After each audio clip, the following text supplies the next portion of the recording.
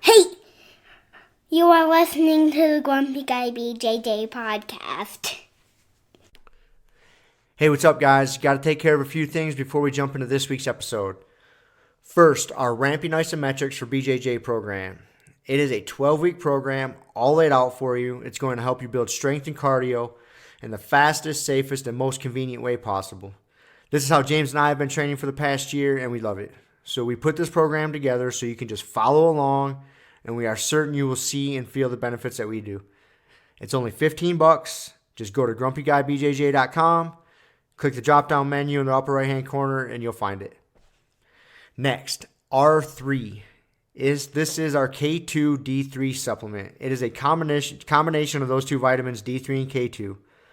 These are two vitamins that James and I have been taking for a long time that really help us recover from hard training sessions. And for only $15 with free shipping, you get a whole month's supply.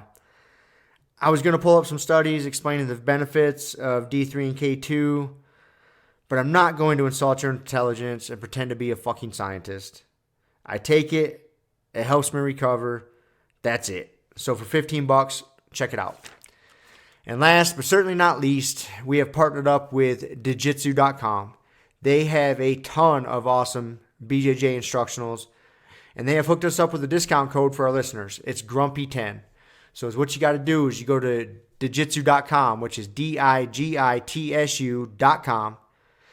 Find the instructionals you want, throw them in a shopping cart. In the little discount code box, you type in Grumpy10, which is just GRUMPY and the number 10, 10. That's it, no spaces. Boom, you get 10% off.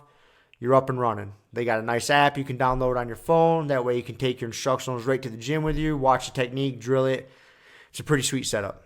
So once again, DIGITSU.com. Discount code Grumpy10, GRUMPY10. Simple as that. To find all this stuff I just got done talking about, go to our website, grumpyguybjj.com. Click the drop-down menu in the upper right-hand corner. There, you'll subscribe to our newsletter for podcast updates. You'll find links for the Ramping ISOs program, the R3 recovery supplement, and then under the programs and products tab, you'll find a link to Jiu-Jitsu.com. And let's be honest, if you guys can't figure out how to navigate a website by now, there's nothing I can do to help you. So quit fucking around, check it out, train hard, and let's get into this week's episode. 3 and boom. Okay, here we are. Here we are once again. Ready to rock. We tried. This is our second attempt at this week's episode. I fucked up my time math Well, on Saturday. We're both to blame. We did screw up the time math. I honestly thought we had enough time, but I didn't factor in the 45-minute general bullshit conversation we do before we start recording. Right, yes. If I would have walked in the door, said good morning, set the shit up, and hit go, we would have been okay. Been alright. Still would have been a little tight. It would have been tight, but we could have got it done. Yeah. But we... Dude, it was so funny. When you guys all... pointed it out, I'm sitting there just chilling, drinking my coffee, we're talking. Then all of a sudden you're like, man, we only got like 45 minutes. And I'm like, wait a minute, what? What do you mean? And, then all of a sudden the time math kicked in and I realized, like, I meant to say show up at 8:30, not 9:30. Because, we got to leave by 10:30 for Grumpy Guy. So that's where I got thrown off. I forgot about having to go to Grumpy Guy. Do our It was my first Grumpy Guy back in like 3 weeks. I know, that was the most classes that I missed in a row since we've started. Yeah? Since the Steve Maxwell seminar. Oh, yeah, huh? Dude, all my travels, I missed 3 weeks in a row. Because I left on a Saturday. That was like my first travel day. And I would have only missed 2 if I would have stuck to my original plan. That's right. But I threw in the Texas trip. The Texas reroute. Yep. So that led to another missed class. It's good to be back. Yeah, you actually got to lead some of the ramping isometric stuff there. Yep. So, it was good. Had you guys do the lunge. I noticed you did the different. I was going to ask you about this.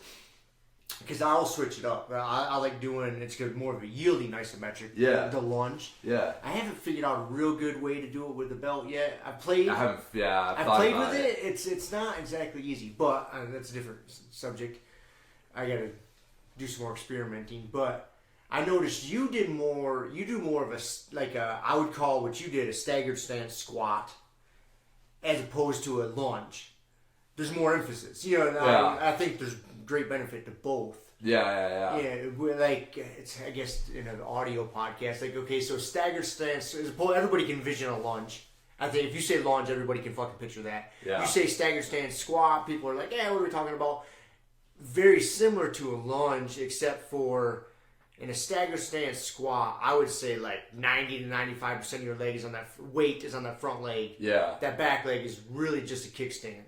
To where if you're doing a traditional lunge, you're definitely putting way more weight on that back leg and create more of like a push with that ball of the foot in the ground, right? Would you agree with that? Yeah. So that led me to ask, because I'll do both. Like, Yeah. I'll switch it up. Like, I did lunges last time, I'll do more of a stagger stand squat this time. Yeah. How come you favor more of a stagger stand squat? Well, that's actually more of like a lunge, like the big step back, like when you take a much bigger step back than that. And driving your ball, the foot into the ground? It's not really driving the ball and your foot in the ground, right? So I'm going to stand up for this audio portion. it's for our conversation anyway. So where I was getting down and getting a 90-90. Right. And then I'd come up and I'd hold from here. Okay. And so for me, this is like, if I'm doing a lunge, this is kind of like my goal is to hit this. So I'm still using this back foot. Like I can still drive and dig in with this ball of the foot. Like a stagger stance, my definition is I'm stepping back less than a foot. Oh, like this foot here is like within 6 to 8 inches of the heel of the front foot. So now I have no ability really to dig into it. I can't, I'd have to really shift my weight back onto it. And so that's what really forces that front. Like I literally, it's so hard to use this leg now to help me up. So it becomes this more of a single leg movement. Here, now I can use this back leg to help push me up. But if I step further back than this, that's a different thing together. I'm suspending myself between my feet. This is not stability. This is suspension. This is like putting your hands real wide on a push-up, right? Like if you don't have good upper back strength, you'll see that where people put their hands wide and their elbows are out, and that's because they're able to suspend their upper body between their hands. That's not the same thing as stabilizing their upper body between their hands. And I see the same thing with lunges. Like, and if you step real far back, you're suspending yourself between your feet. You're not stabilizing yourself between your feet. Okay. And so that's I haven't played it. I haven't. So going back to like this. I don't quite step back that far generally. Yeah. I kind of come in a little. For me, like this isn't too bad.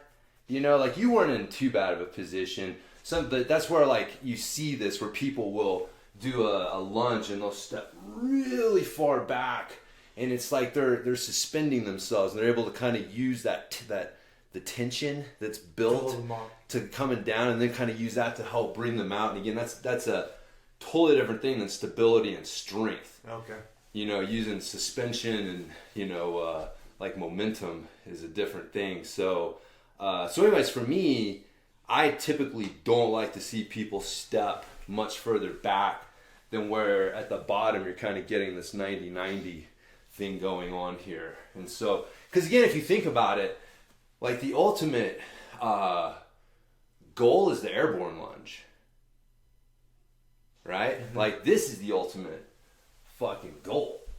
Right, like a one-legged lunge. One-legged lunge. That's what that's the ultimate expression of that movement pattern is the single leg lunge, the airborne lunge.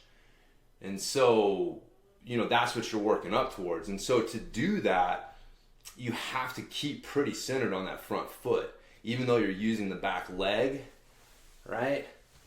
But if I get in the habit of stepping far back and doing this, right? It's a different thing. It's a different thing. Now, I'm not actually working towards that what I consider to be that ultimate expression of the pattern, which is that airborne lunge. So again, like the other thing I look for is like your it's not a deadlift, right? It's a squat. And so your shin angle will also tell a story. And so if you step back and this is straight up and down, you step too far back. Your shin, your knee should be driving forward just a bit. Just a bit. It should I look mean, like not a crazy. squat. Like a squat. Yeah.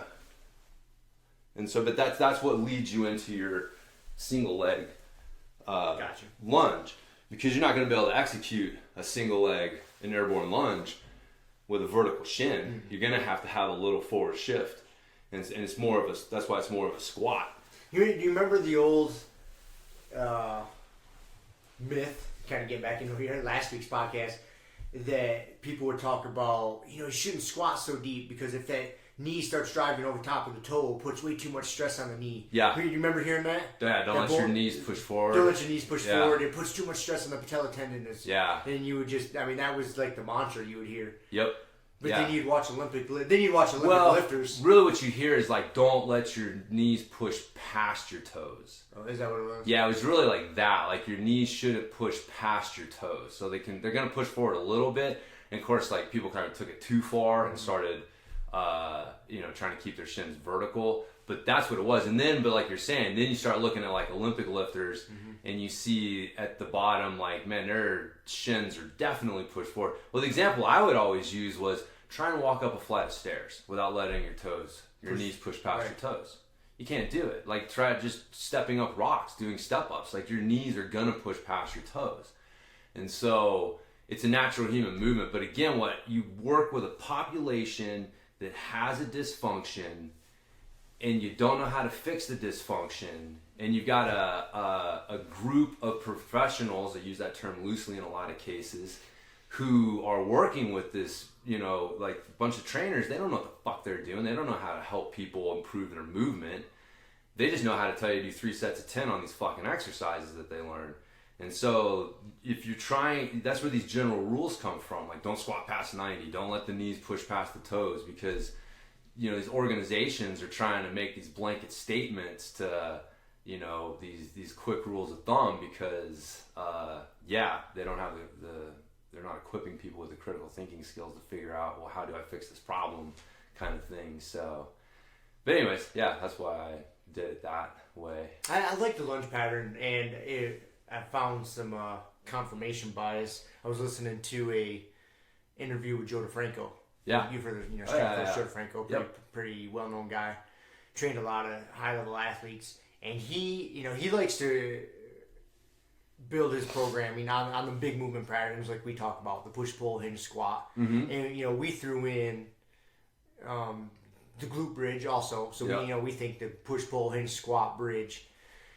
Well, he substituted the bridge for the lunge. He thinks, push, pull, hinge, squat, and lunge should be one of the major movement patterns. Yeah. And I was because he's big on the sleds. Like he really thinks pushing a sled is important, because he spent a ton of time training NFL guys for the combine. Yeah. And getting that 40-yard dash time up. And he said, getting people to push a sled properly, not even like properly, but for using it to build speed, and just generating force down into the ground is such a good tool. Yeah. And I think that was his evolution. Like, lunging also. Lunging's in there. It's a great movement pattern. Yeah. And it's a big part of my physical therapy. Yeah. And there's a lot of lunging patterns, and so I've been, doing it more. Yeah. So. I look at Turkish get-ups, you're getting lunging, so it's, I do lunging. I think it's definitely important. I don't, the funny thing is the sled is different than lunging, because the sled, you're actually projecting your center of gravity through space, and that's why the sled transfers so well to 40-yard dashes. Like lunging is a different I was loosely connected. No, I know, but I'm just saying you're not wrong. Like, people do make that, it's that connection as far as like lunging, because lunging is a single leg pattern is extremely important. Have you heard of Mike Boyle? So he's really well known for not doing squats. He doesn't like double leg squats with his athletes, so he does Bulgarian split squats and a lot of single leg stuff. And so I definitely think there's something there. I think what's funny to me is the bridge, like, that people have not, I don't know how to put this, like, your hip hinge is your bridge. That's it. That's the only pure hip hinge you have, because that's single extension. It's a hip hinge. At that point, you start incorporating, are we talking double extension? Okay, now we're incorporating our hips and our knees. Okay, well now it's a matter of the angle that we're using. That's where the squat and the deadlift become different. And then you've got triple extension, where now we're adding in our ankles as well. So you got vertical jumps and broad jumps. So really, I think that the future of training, like fast forward like 10, 15, 20 years, man, like I really think that we're going to be looking at training that way. It's going to be single, double, and triple hip extension, and then looking at the trunk angles and leg angles in that to see like what are we trying to work on. So if you're trying to improve somebody's 40-yard dash, well, 40-yard dash is a triple extension. So a double extension is closer to a triple extension than the single extension. So I could see the argument for how a lunge would help your 40-yard dash, working towards that triple extension movement. And then, well, what's the trunk angle that we're looking at? Well, when you're sprinting, you have a vertical trunk, so it's a little more like a lunging pattern as opposed to like a single leg deadlift type pattern. So, but lunge and single leg deadlift, for all intents and purposes, are both double extension. Like you're using the hip and the knee to drive the movement, and it's just like what's the degree that they're being used to. So yeah, I think that people are really fucking missing the boat by not recognizing the glute bridge is the root of all of your hip extensions. And at that point, it just becomes like we're incorporating other joints. But if you don't fucking have that core single hip extension movement dialed in and strong as fuck, your other ones aren't going to be what they could be. It's like a good foundation. Yes. You got to build that foundation. Yeah, that's why to me it's like, okay, I hear what he's saying, but I'd still argue that the glute bridge is a better choice than the lunge if we're talking about, what core movement are we going to add into the other core movements. But I'd also argue that fucking hip extension is such an archaic way of looking at movement that it's not serving us well anymore, and that we really got to get past just this singular term of hip extension, and then recognizing like, no, there's single, double, and triple extension, and then you got to look at trunk angles and shit like that. But yeah, but no, I think lunging's good, but if you're not bridging, you're fucking up, man. It cannot be an afterthought. I think, from the general public, people that don't nerd out on stuff like us, the bridge kind of gets a funny label put on it, like it's just for building the booty. Yeah, well, it's such a beginner exercise. Yeah. It's it's easy. It's not seen as an advanced exercise. So you're, I think Brett Contreras, like his work, he's he is the boot, the glute guy. Mm-hmm. But man, I think when we look back, we're gonna look at his work as like being a big contributor to helping us extend our knowledge to, like I was saying, like, because he's the guy who's really highlighted the glute bridge is different. It's a complete. It improves different things. It works different muscles in different ways. Like you cannot squat and deadlift, or do squats and hip hinges, and not bridge. It's kind of like isometrics. Like you can't do everything but isometrics and think that you're getting some of the fucking benefits that it doesn't work that way. You have to fucking do isometrics. You have to do bridging. Like you cannot get those fucking results from any combination of anything else. So yeah, but they're not sexy, man. Nobody wants to do bridges and isometrics. Mm-hmm. That's not fucking sexy. They want to do squats and deadlifts and power cleans and box jumps and all this crazy shit. And so anyways, I think that's another boat people miss too, is that the benefit of the unilateral training. Yeah, I think it's so beneficial. When you look at your all your sports, a lot of times you're doing shit on one leg. I know. Look, if you're passing the guard, you're doing this, you're running, you're jumping, like so much single leg type shit. You know what though? I could almost use that as an argument why you don't need to do it in training. If you're doing a lot of it in your sport. Yeah. I don't do a shit ton of single leg stuff and single arm stuff in training anymore. Right. I used to do a lot of it. I still think that it has a place, but one, it takes more time. I hate to but it does. It takes more time. Yep. And there's more energy and stuff like that. And it's like, man, I get a shit ton of single arm and single leg movement between jiu-jitsu and mountain biking and stuff. And so I don't have like significant strength imbalances between the two sides. Like that would be the argument, like, you know, if you have a strength imbalance, like you coming back from your injury, yeah, you need to be focusing on single leg shit. Yeah. And then it's still, you know, I still use it, but it's like once you get to a certain point, I feel like, you know, it doesn't have to be, it's not this fucking super important, like if you're not doing single leg shit, you're not doing functional training. And it's like, well, dude, again, going back to Brett, I love that post he did. Dude, functional training is climbing, jumping, throwing. You know, like none of you motherfuckers are doing functional training, right? This is all made up gym bullshit. All of it. At the end of the day, it's made up gym bullshit that we're doing in an attempt to try and help us improve our actual functional training, which is our sport. So, but you know, that's, God, dude, I think about this shit a lot. I don't know why. Because you look back at like the old time strongmen, and you look back at the original muscle beach, you look back at like the original old school muscle cultures, and what they did is they combined bodybuilding with athletics. It was both. They appreciated both. You wanted to do things to sculpt your body and look good, but you wanted to be athletic and strong and able to move and do things. And then we came along and fucking, you know, I think what Joe Weider and bodybuilding, what they did is basically plucked the bodybuilding out of it and did away with the athletic stuff, the Olympic lifting, the gymnastics, the athletic stuff. And then you create these fucking, you know, unfunctional freaks. Like that's the word, because like, you know, the whole like looks like Tarzan, plays like Jane.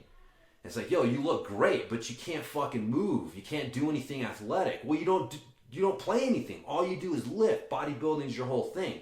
So we had this rebellion, right? And we threw the fucking bodybuilding out. But the problem is we didn't bring the fucking, like, the actual play back in. We tried to turn bodybuilding into functional training. Like, oh, we're going to... It's like, no, dude, that's not it. Like, if you're not doing gymnastics, if you're not doing grappling, if you're not out there climbing and throwing and doing these things, playing sports and other activities, you're not doing functional training. I don't care what fucking program you're on in the gym, what guru you're following, what the fuck he's telling you. You're not doing functional training in the gym. It's all made up gym bullshit. And some of it's better than others, towards a goal. But I think I hate that fucking... It's like, dude, you're not doing functional training. I'm so sick of that term, you know? Functional fitness. God damn it, dude. Like, even a deadlift. It's like, oh, that's right. We have a symmetrical weight with a perfect... It's like, dude, that's so unfunctional. It's so unnatural.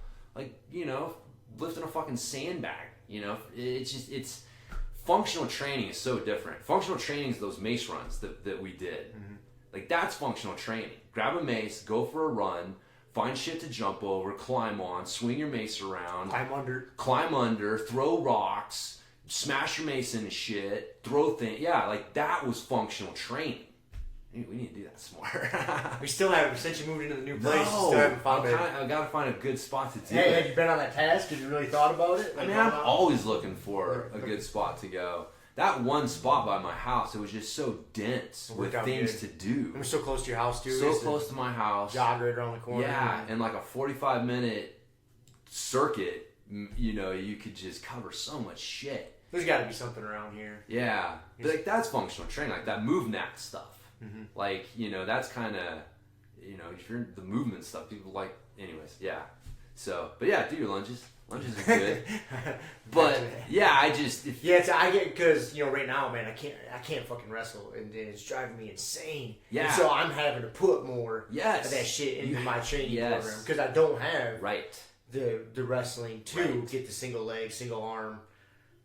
Yep. Quote unquote. No, you got to simulate those stimuluses somehow. So do the best. Yeah, I'm having to put more of that into my functional fitness. Yes, yeah. So no, that's just it, man. There's a time and a place. For you, that's the right time to do it. But for someone who's doing a lot of jiu-jitsu, like, man, you need to be just getting the fuck in and out of the gym, spending as little time and energy as possible, trying to, you know, get the best results as possible. And man, if you got a program that's got a lot of single limb shit, I just know from experience, like, it just takes longer. It takes longer. It does. you don't think about it until you do it, until you put it into your program. Yeah. And it adds a fair amount of time, maybe twice as much time.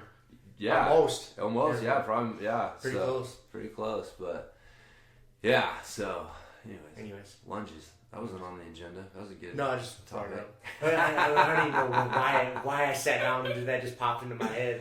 The one thing I was going to bring up to clarify from last week, because I derailed this. Like, we were talking about myths last week, and like the first thing we brought up was spot reduction, and I instantly went to like muscle activation. I was kind of clouding the two. And I think just, apologize to you and to our listeners and to clarify it. Again, neither one of us agree that you can spot reduce. And the easiest way to fucking clean up the whole thing is we all have a genetic predisposition to gain fat in a certain area. And that is the first area you're going to gain when you gain fat. And that's the last area it's going to leave when you trim down. Yeah. Simple as that. Yep. So you just leave it as that. Like anybody else selling any of the bullshit that you can spot reduce or lose it in this area first or there. Maybe they did. Maybe they tried something and lost in that area first. But guess what? Their body makeup just says that's where they're going to lose it first. Doesn't mean it's going to work for you. Yeah. So I muddied the waters last time. Got all fired up about the fucking body. I can't isolate the fucking third tricep head. I know. God damn it. I because that pisses me off too. Almost as much as the rap thing. So I was fucking getting all fired up. But bottom line, we all gain fat in certain areas. And we'll lose fat in certain areas. Yeah. In general, guys gain it in their belly and love handles. Girls gain it in their legs and their ass. Yeah. There's exceptions to the rules. I know this, but broad terms. Say, man, and at the end, too, remember, like, form and function are intimately tied. Mm-hmm. Like, if you can do chin-ups, if you can sprint, if you can throw, if you can basically do athletic things, well, guess what? You're going to look like an athlete. And so, we were watching the NCAA track and field championships on ESPN. It's funny now that Shiloh's like doing stuff. She's like, you got a connection. Oh man, I know what it's like to do that. And watching those guys. I mean, especially like the fucking sprinter ladies. It's like, dude, there's no fat ladies out there. Mm-hmm. Like you cannot. You just and they don't train to lose fat. No. They train to be fucking badass athletes, fucking tip of the spear, fast kind of shit, and the body recognizes like, dude, I can't do this and carry fat. So that's why I think one of the worst things you can do if you're trying to lose fat is just do non-impact stuff, because your body needs the stimulus. You don't want to do so much you destroy yourself, but your body needs the stimulus. If your body's not getting that impact, it's not getting the feedback that like, dude, I need to lose weight. This is fucking sucks. Then, it's not. That's why so many fat people love the elliptical. Mm-hmm. It's like their body does not panic like they do when they start running. And it's like, dude, that panic is good. Like, you need that. Your fucking body's going, shit. That's what a lot of people miss, is that your body is such an adaptation machine. You're never going to outsmart your body. No. Your body's going to realize, oh, this maniac wants to do this on a regular basis. I need to make this as easy as possible for myself. Yeah. So the body starts making changes. That's all it is. When you're training, you're working out, whatever you want to call it. Yep. That's all it is your body realizing that you're a crazy son of a bitch. You're going to make it do a bunch of shit all the time. And so it has to adjust. Simple as that. It adjusts, man. It adjusts. It'll adjust and learn. Yeah. That's why it's important. You got to think, like, what is the brain seeing? It's like, what does the dog see, right? Like, it doesn't matter what I think. It's like, if I'm acting like a fucking goof, my dog is going to react to that. And it's like, same thing with your brain working out. You got to, what does my brain see right now? Is this really what I wanted? Like, sometimes you realize, like, what the fuck am I doing? Like, this makes sense on the surface, but when I really think about it, like, this is nothing like what I'm trying to accomplish. But, it's, so. Speaking of sports and athletics, I've been back into watching basketball. Okay. Been watching the NBA Finals. Yeah. It's funny, I came in, I just started watching it towards the end of, like, the Western Conference Finals. And then now watching the finals. Yeah. And, coming in, Golden State was a favorite. And, dude, Toronto was they're just beating them, just playing good fundamental basketball. Yeah. That's what I've been geeking out on. Because it's kind of cool watching them win because they were the underdogs. But now my mind shifted because they're up like 3-1. And so now I'm kind of hoping, like, can the underdog in Golden State come back? But you just watch it. Like, it's just good, fundamental basketball is how they're beating them. Yeah. You know, they're killing them on, like, the pick and roll and just basics, man. When it comes down, when you really just fucking watch it, just good, basic fucking basketball. Yeah. And they're just killing them. And so it's funny to watch, you know, because you see Golden State, they're not doing the same thing. They're not doing good fundamentals. I mean, I'm not a great basketball guru, but I played enough as a kid, and I was a basketball nerd for a lot of years. And so I can still watch it and like understand what's going on pretty decently. Yeah. And so it's cool to watch. I think the last game's if Toronto wins, it's the last game's tonight. As it's tonight, yeah. I think so. Yeah. Yeah, it's been interesting. I mean, what's really interesting, I don't know if you know the backstory to that Kawhi Leonard guy, but not much. So he's good. They're playing good fundamentals, and they got Kawhi. I mean, he's one of the top fucking 3 players on the planet at the moment. Right. And so he played for San Antonio, and he actually won a championship with them. And something happened last season. It's still a little fuzzy. He got hurt, and then he tried to come back, and he got hurt again. And then there was this thing where he didn't trust the team doctors, and man, things just got ugly. Like, they just had a big falling out, and he wanted to trade. He wanted out of there, and he's got 1 year left on his contract. And everyone knows that he wants to go to L.A. and play, so Toronto though took a chance because they've been to the conference finals a few times. Like, they're right on that precipice of taking that next step, and so they said, "Fuck it, we're gonna roll the dice. We're gonna trade away one of our good young players and get Kawhi, even though we only know we got him for a year." And so that's what they did. So this is Kawhi's first year with them, and so now the question is, if they win the fucking championship, is he really still gonna leave? You know, like, is he really gonna walk away from a championship team to go fucking to LA? And of course, the rumors he's gonna go to the Clippers instead of the Lakers, which is funny. I don't know why I like watching the Lakers. The Lakers and LeBron, man, I like watching them suffer a little bit. You know, talking about Kawhi, though, you watch him. Yeah, obviously he's a great fucking basketball player. Again, talking about fundamentals and basics. Yeah. If you watch his free throw mechanics. Oh, he's the definition of fundamentals, man. Well, I was going to say his free throw mechanics, not great. Oh, no? His free throw mechanics are not great. Okay. Yeah, I don't know. You know, they're not great. Yeah. You watch, like, he's got, like, a weird timing. He gets, it's funny. Now that I say it, you'll pick it out, man. Yeah. I geek out on it. Like, he extends, like, through his ankles, his knees, his hips, and gets all stretched out, and then he throws it with his wrist. Like, there's no fluidity. Like, next time you watch him shoot some free throws, like, you know, because I remember when I first started watching these games, you know, I hear all the hype about this guy. So I watch him, like, oh, the motherfucker can move. Like, he's a good basketball player. Then I watch him shoot free throws, and I'm like, what in the fuck? He still shoots pretty good, though. Yeah, he shoots pretty good. He's like 80-90%, right? He shoots pretty good, but, like, just how, like, he can be so successful with such dysfunction. Like, his free throw mechanics are not great. Dude, the best are usually like that. You remember Michael Johnson, the sprinter? Yeah. He ran backwards. Yeah. He leaned backwards, like, literally, like, fastest motherfucker on earth. And he's breaking every rule in the book. Everything you would tell a young sprinter to do. Not everything, but, like, you definitely would not tell them to fucking lean backwards. So, hey, man, when God's freaks, you just don't... there's no sense in fixing it. No, man. You gotta shoot 90% from the line. So what you're saying is, like, as a mortal, you know, from a mortal's perspective, you would not mechanics are off. Right, from a mortal perspective, you would not teach a kid to shoot free throw like that. Yeah. You would not look at, like, all the things he does great, and you would not take a young kid you're trying to teach basketball and be like, hey, shoot free throws. Right, show him a bunch of video of him and say this is how you do it. You would definitely not do that. Yeah. I mean, obviously, I'm just a mere mortal. No. It's funny. Fundamentals, but it's funny though. It's like, you're right, but the hubris is when people try to fix his free throw. You're not gonna fix it. No. You gotta shoot 90%. Yeah, he's one of the best of all time. Yeah, I think it's fun. I just think it's funny. Right? You know? Yeah, it is. Because you will watch certain guys shoot, and it's just beautiful, man. Yeah. Like Klay Thompson, right? Golden State. Like, you watch him shoot from anywhere on the floor. Like, it's a pretty fucking shot. Yeah.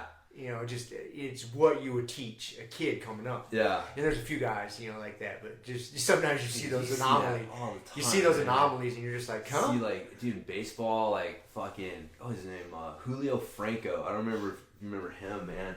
But he would hold his fucking bat, like, over his head, like this. Like, his bat would be, like, over here, And he was a fucking, that dude played into, like, his 50s, I think, like, his late 40s. Like, he was a fucking great player.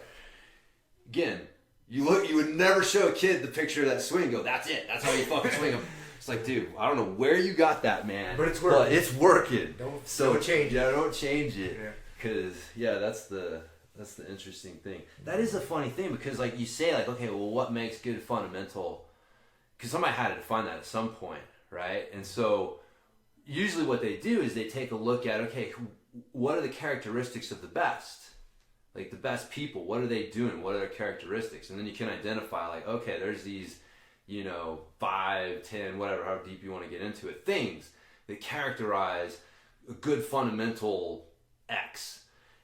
But what's funny is when you dig into it, you'll find that very few of the top people exhibit all of those things across the board. They'll exhibit most of them, but they'll usually have one or two things that break that rule.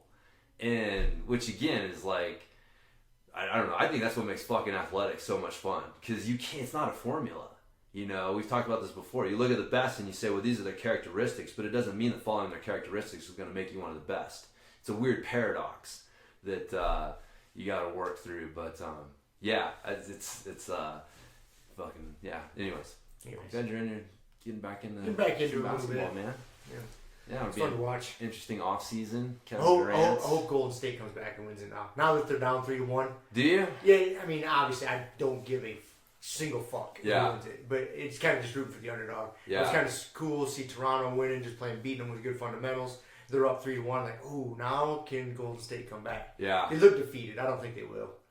KD might come back tonight, man. Oh, that'll change things. That'll change things. That'll change things. That's what I'm wanting to see. I'm like, is he going to come back, put on his fucking Superman cape, and carry them all the way back? That'd be cool shit to see. It would be. I wouldn't mind it. Personally, I'd like to see Toronto win it, just because I think that this is probably the only chance that Toronto's ever going to have to win it.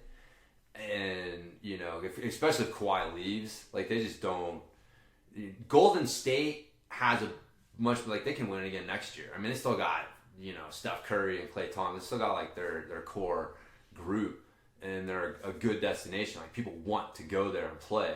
Like, Toronto, it's funny. Everybody's like, oh, it's a beautiful city. But, no fucking big-time free agents are, calling up Toronto saying, like, hey, man, you got room for me on the roster? It's cold as shit up there. It's a little different. It's Canada. It's Canada. So fuck, people want to move up there. Yeah. So, but man, it's interesting. It cracks Kelly up because she's like, why do you care about this shit? I'm like, man, it's just sports. I don't know why. Sports. Yeah. I love the human drama of sports. I was trying to figure that out for myself. Like, okay, because I'm starting getting back into it. And okay, what draws me to it? Why am I interested in watching it? And then, I kind of boiled it down to, man, I just like seeing human beings fucking kick ass at something. Yeah. Really excel at something. To me, that's a big part of it. Like, these are special people. And we can sit here an armchair quarterback all the time and talk shit and blah blah blah. Again, it just comes from jealousy. Like, these motherfuckers are special people. And for us to even be considered like the same species is kind of ludicrous. Yeah, it's funny. We're not the same. No. We are not the same. Yeah. And it's cool to see that, there is human beings out there that are pretty fucking amazing. Yeah. Yeah. Kind of like the Odysseus's of the world. Yeah, man, there's that. But what's funny though, man, is like I don't think that, like, would you find basketball, like the series, interesting in a vacuum? If you just watch one game with absolutely no backstory at all. To a certain extent, maybe. Right. But just because I like the sport and right. I played enough of it as a right. kid. But if you take a different sport that I have zero, that I barely played as a kid, like baseball. I give 2 fucks less. Now, if there's an interesting backstory to it, then it'll draw you in. The human element to it. Yeah. See, that's the thing. I agree with you. We like watching the freaks, but I think what really, really, really attracts us and do people fucking, like you said, it's almost an irrational attraction. And there's a lot of tribalism and shit that goes into it too, but I just think it's the fucking drama. Like within a season, you basically get to watch a lifetime. Like, you know what I mean? Like the team is born and it fucking dies. And the next year it does it again. And you get to see like all of the emotions, all the hope, all the the people as well, like the teams as a team and the individuals in the team. Because again, we're sitting here talking about there's so many like individual stories there, but then those individual stories are woven into the bigger story of like Golden State, going for 4 out of 5, and Toronto going for their first one and being the underdog, and it's like those stories are what I think those things are fucking cool. But I'd always have this discussion with my dad because he never understood. Again, you can make the argument, it makes no sense. These guys are making millions of dollars, and what does this fucking matter? And blah blah blah. But it's like then I turn around, and he's watching CNN, and it's like, dude, we need stories. Like, you're gonna fill your head with some sort of stories. And so, like, if you're watching the fucking news, like, don't watch the news. Like, watch sports. Sports are great, but like, don't watch the news. So that's always like the funny thing when people are like, "Oh, sports is a waste of time." If they're watching the goddamn fucking news, it's like that's a waste of time, and you're killing your brain, and there's no inspirational shit coming out of that. Like fuck that, man. So that's why I like sports. Yeah, like I said, I just slowly been getting back into it. I'm not gonna drink the Kool-Aid all the way and dive back in and pick a team, fucking root for them. And... I'm not quite there. I just like the stories, man. Mm-hmm. There's just always unfolding stories and drama and human psychology and all these crazy things playing out. So, I just like that. On sports note, did you see that Henry Cejudo won? He's champ. Yep, saw that. I didn't see the fight, though. He's champ, as he pointed out in his post-fight interview. Why is he champ? Because the Olympics. Lightweight and bantamweight champion. Whatever the fuck it is. No. Flyweight. It is legitimate, though. Yeah. That's a legitimate triple champ. Yes, it is. That's pretty badass. It is, man. I didn't see the fight. I have no idea how it went. Did you see it? They just showed the highlights on ESPN, which is nice because now that ESPN's carrying, the UFC, like you get good highlights. They actually showed some of the fucking fights or some of the fights. So, God, I forget what happened. He pretty much dominated. He beat him pretty good. The one was Cerrone getting beat the fuck up by Ferguson. All I saw was that Tony Ferguson won, and then I saw a picture of Cowboy's eye just like swelled up. Dude, I haven't seen any highlights or anything. He was getting fucked up, man. And of course he's Cowboy, so he ain't tough as nails, man. And he broke his nose. In between rounds, he went to blow it and fucking blew his eye up. And they were like, "Oh, that's it." I've been down that road. So yeah, that was what happened. So did they stop the fight? Stop the fight. Oh, yeah. Did they really? Yeah. He was like, "Man, I know better. I shouldn't have blown my nose." Dude, I know that feeling though. I've done that exact same mistake, man. Got blasted in the fucking nose. I can't remember doing what. It's happened so many times in my life. But you just had this insatiable urge, like you just want to clear out your nostril. And I remember doing that one time. I can't remember. I don't know if I was playing hockey or what the fuck I was doing.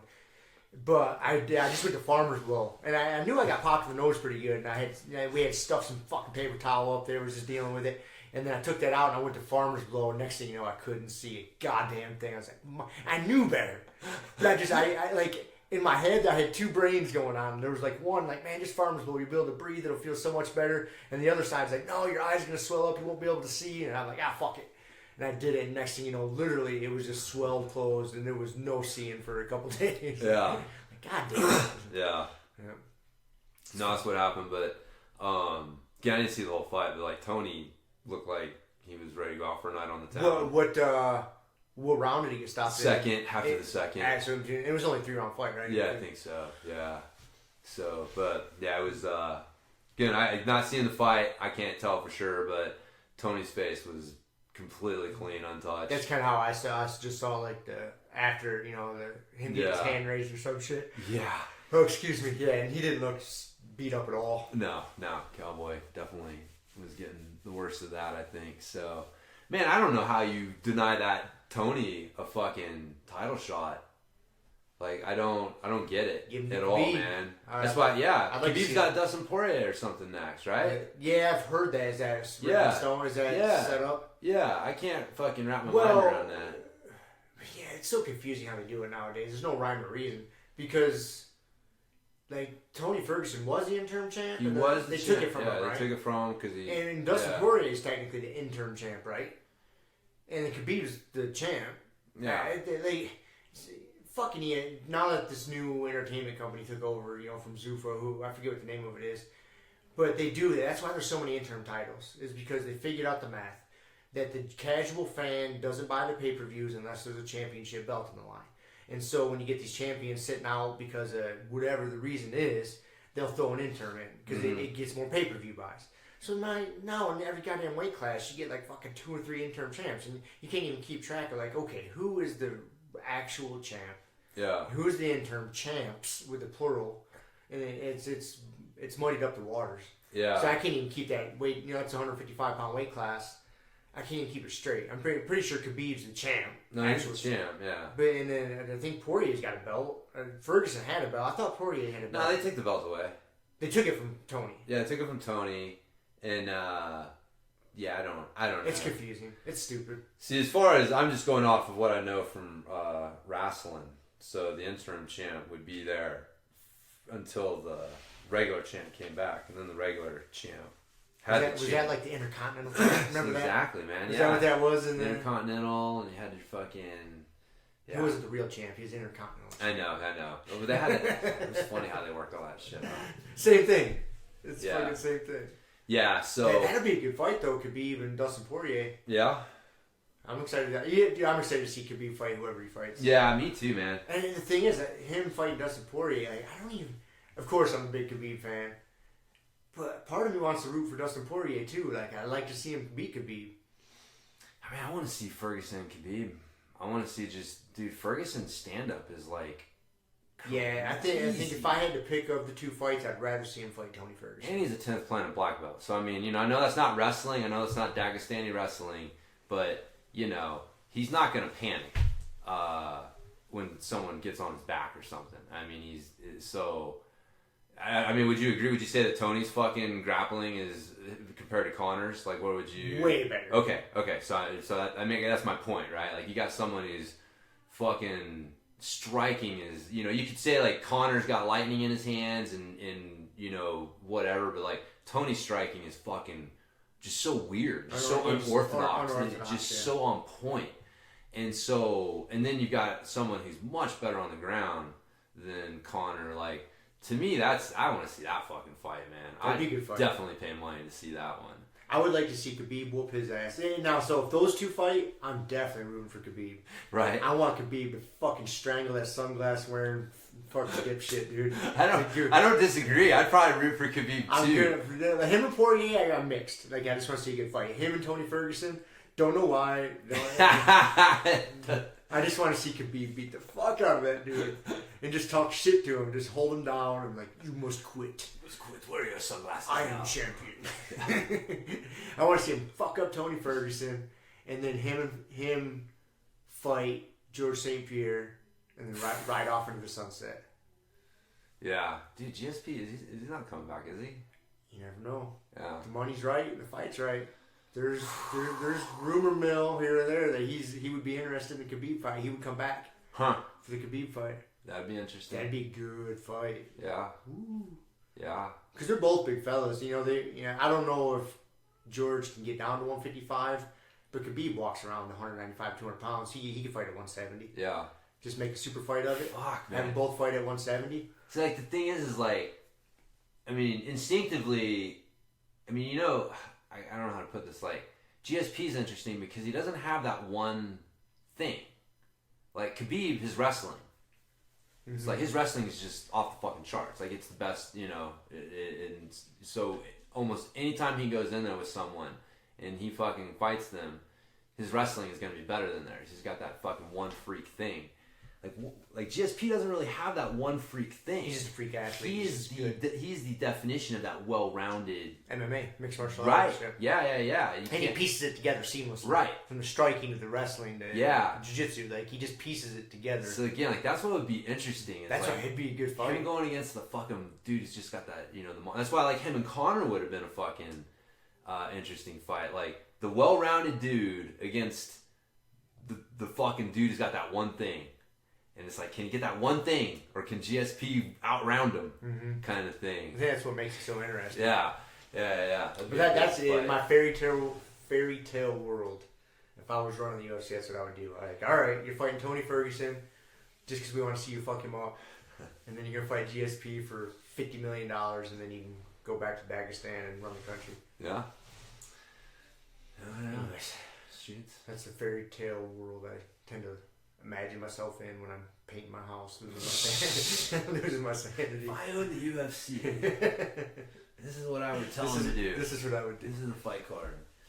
So, nice. Anyways, that's all the random shit I got. It's all your random shit? Yeah. I had one random thing for you. I was poking around on Instagram, and I came across an ad for this thing to help you safely lift your knees. Say what? Right. Yes, I was like, say what?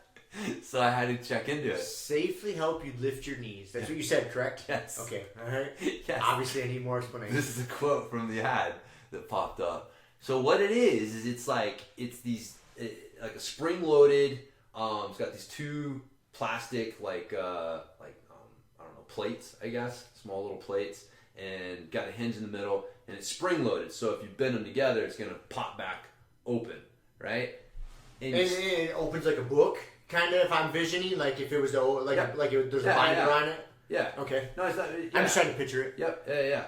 So you strap this to your knee, okay, so that the thing is behind your knee, right, and the hinge is behind your knee. Okay. And so when you bend your knee, it extends your leg back out. It wants to extend your leg back out, and so it helps you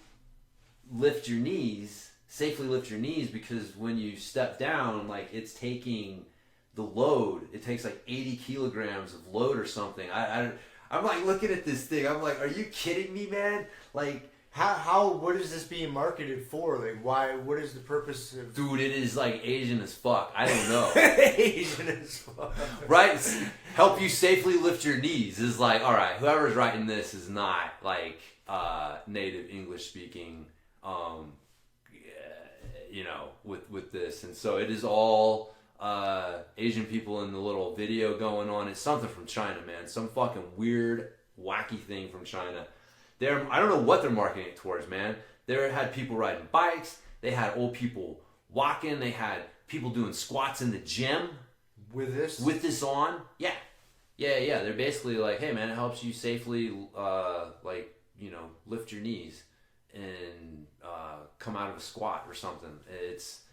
It's dude, I couldn't fucking believe it. Kelly's like, you gotta tell Rob about this. I'm like, this is insane. And there's gonna be people who fucking get it, man. You're gonna see people out there with those fucking big ass back braces that all these fucking fat motherfuckers wear, and they're gonna get these bend your knee devices.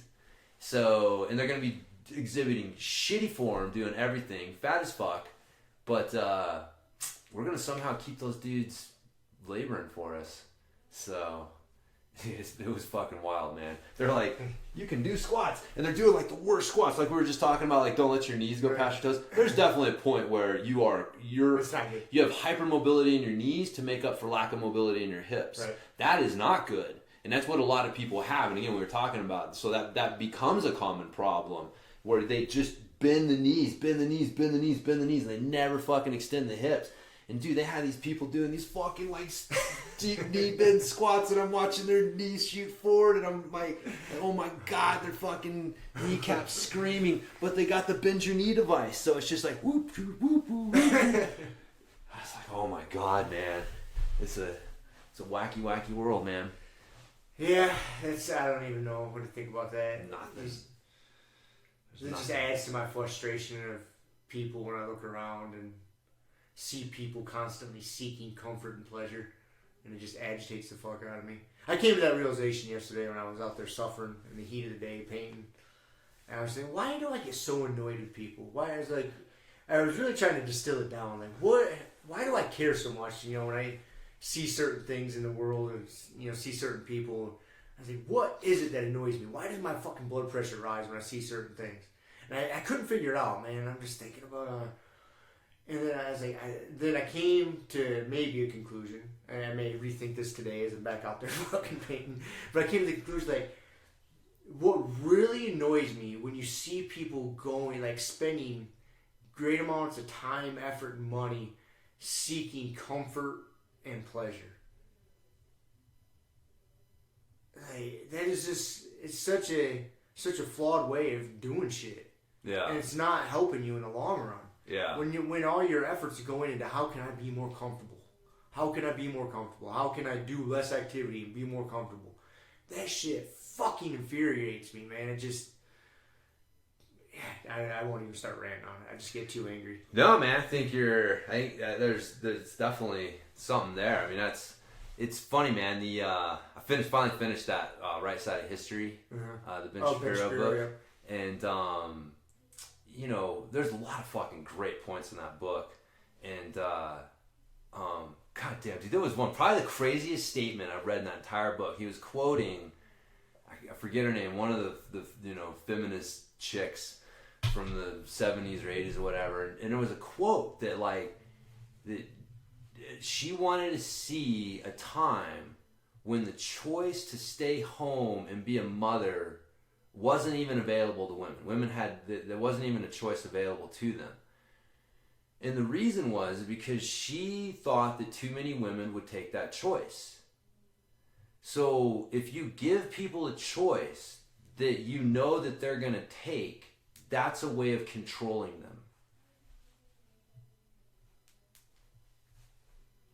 Like, by giving women the choice to stay home and be a mother, you are controlling them, because a lot of them will take that choice. And so you making that choice available is a way of controlling women.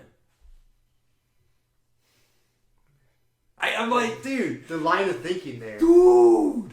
I know. It's insane. It is really insane. Like I said, that was probably like one of the most insane, parts of it. Like, the philosophy behind the new left or whatever the fuck you want to call it. But a lot of it is, man, like what happened was that,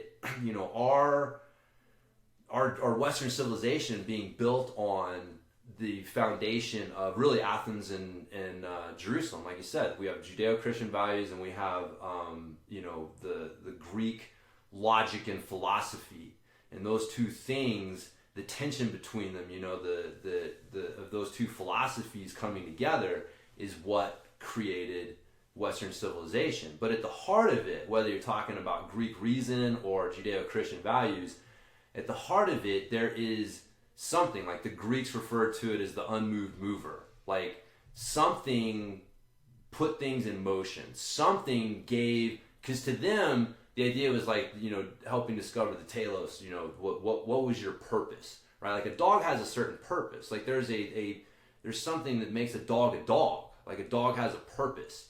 People have a purpose. People's purpose is to reason. Like, that was what the Greeks thought. Like, we're the only animal or, creature on earth that has the ability to reason and think things out like we do. So that's obviously our purpose. And so, but there's a purpose given to you by the unmoved mover. In Judeo-Christian values, you have God. There's a purpose given to you by God telling you that you have meaning. I made you in my image. Like, you have meaning because of me. And so you have these two things, but at the heart, there's something telling you, giving you some sort of purpose. And a lot of the Enlightenment shit, a lot of stuff we're facing today is like because people wanted to rip those things out. Like, those things imply standards, right? Like, there's a standard to being a good human. There's a standard to living up to what God wants you to do, to the morality that God puts down for you, right? And so if you don't want to live up to these fucking standards, well, now you're thinking, well, these standards are societal constructs that are holding us down. And so, well, you have to replace it with something. You can't remove that. Something's got to give you purpose. And so what takes its place is self-esteem and, the self, you become the center of the universe. Finding your bliss becomes your purpose, right? So that's where a lot of this shit comes from, is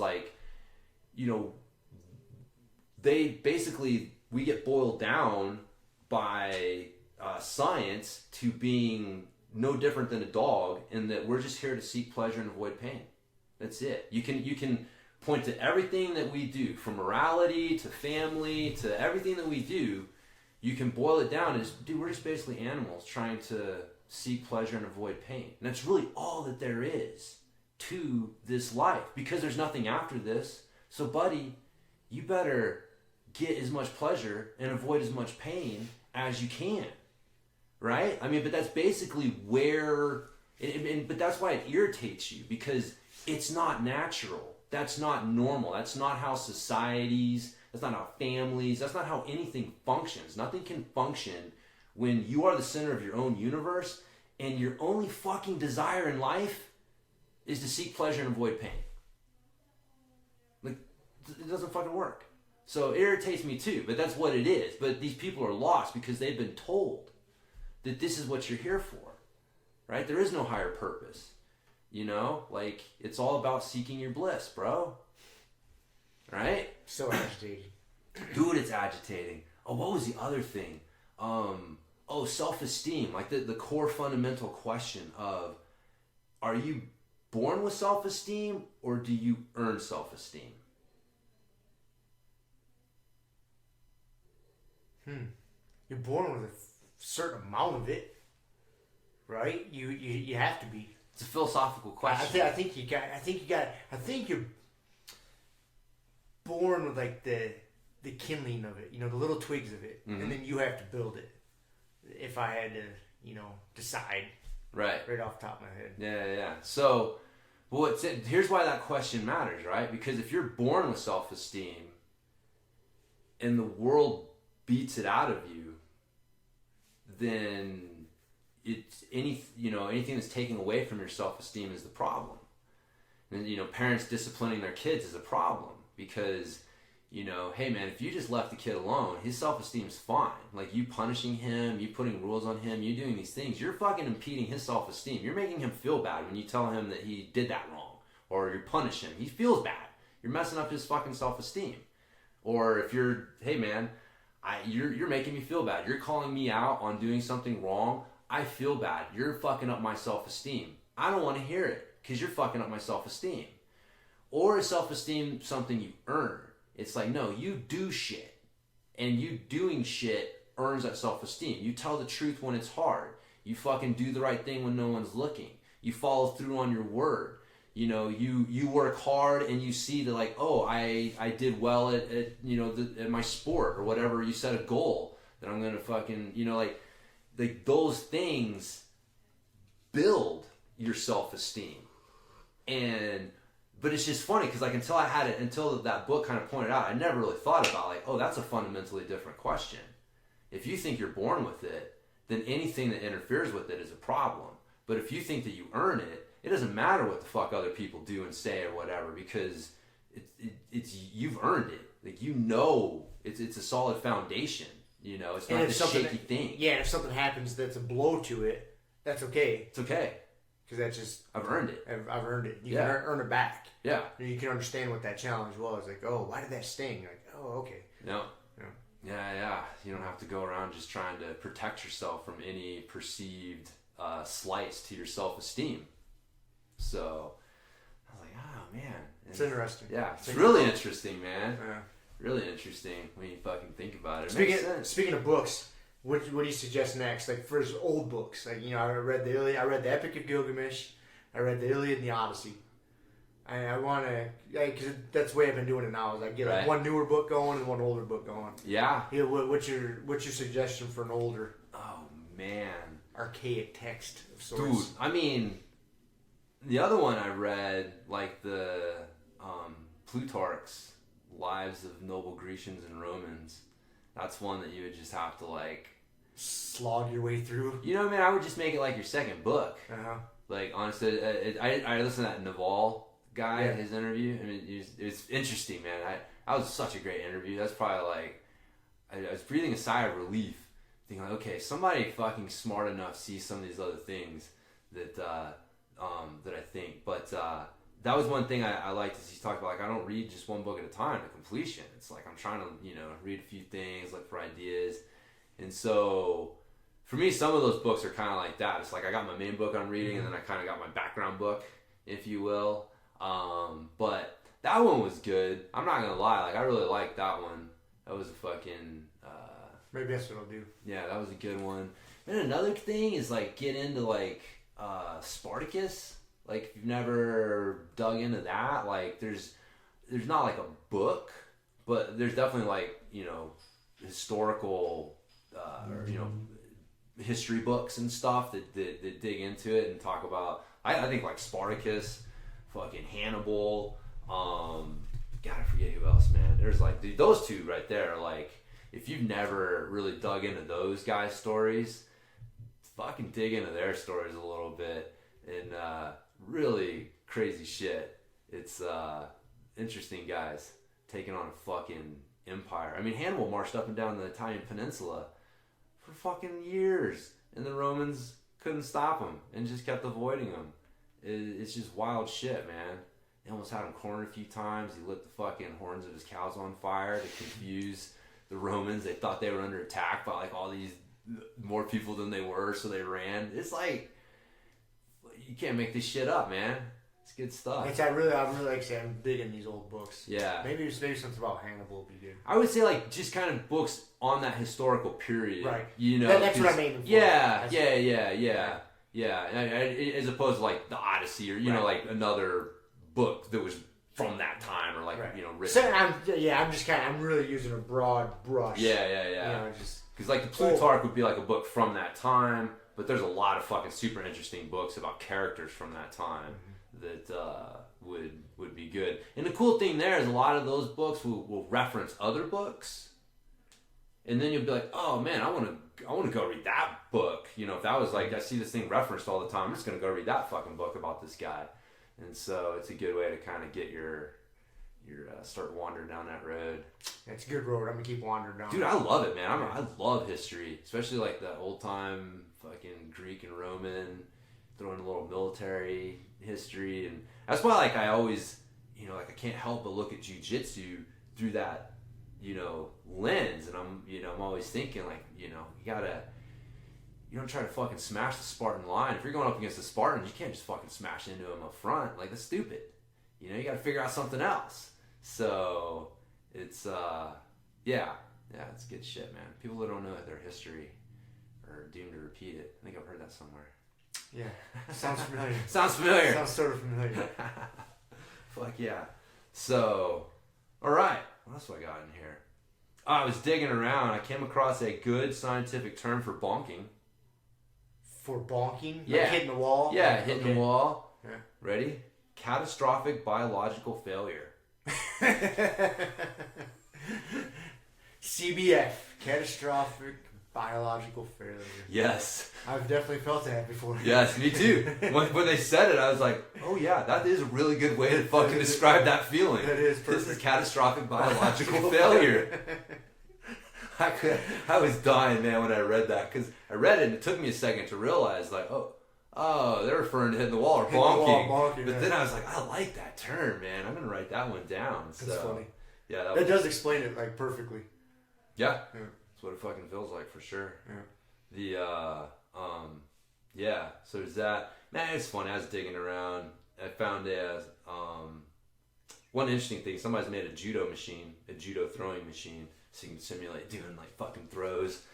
It's like some big weird cable unit. Yeah, it's a big contraption, but they did a study to show that using the judo machine improved your technique or performance or something like that. I'm sure just putting a rubber band on an anchor on the wall would probably suffice. It was a little more, more involved than that. But yeah, but really all it is like we were talking about, like using, your training, looking at the demands of your sport. And the thing is with judo, you need someone who's willing to take a bunch of fucking throws for you to train it.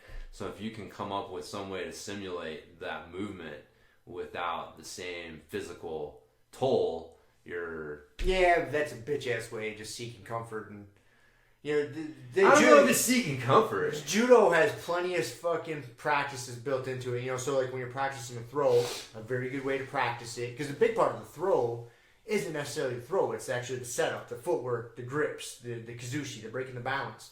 And you can, so say you want to practice that throw with your partner, but you don't want to make him hit the ground 100 fucking times. You can practice the entry to it 4 times, hit the throw on the 5th. Yeah. So you're doing the big part of the entry, the breaking the balance, like boom, boom, 1, 2, 3, 4, then hit the throw. Yeah. There you go. Yeah. Because it's still good for somebody to hit the ground. Well, yeah, it is good for people to hit the ground. Again, I'm just, the science showed, the study showed that there was improvements. I mean, there's obviously something I'm sure there is improvements. So without you having to beat the fuck out of your opponent. Yeah. Yeah, on that note. I mean, that's basically what they're saying. I can see that. But on that note, I was watching, Tim was teaching beginners class the other night. Yeah. Like last week, like a week ago or so now. And man, something I think we got to do as a gym and place way more importance on. And we do like the forward rolls before class and break falls here and there, but a big majority of people at our gym cannot break fall to save their fucking lives. And it's I'm looking at the one wheel here, and you talking about your crash the other day and how you were able to roll out of it because you're a lot of experience in crashing. Yeah. Same thing, I wiped out hard as fuck. Fucking black belt. I wiped out hard as fuck on that thing, and I crashed I didn't break any limbs because I tuck and rolled. Mm-hmm. And it's a skill you just learn. And if you haven't done like a mountain biking, a skateboarding, I picked it up from martial arts, from a lot of judo and hapkido and jiu-jitsu, getting thrown time and time again. You learn how to fall properly without getting fucked up. Yeah.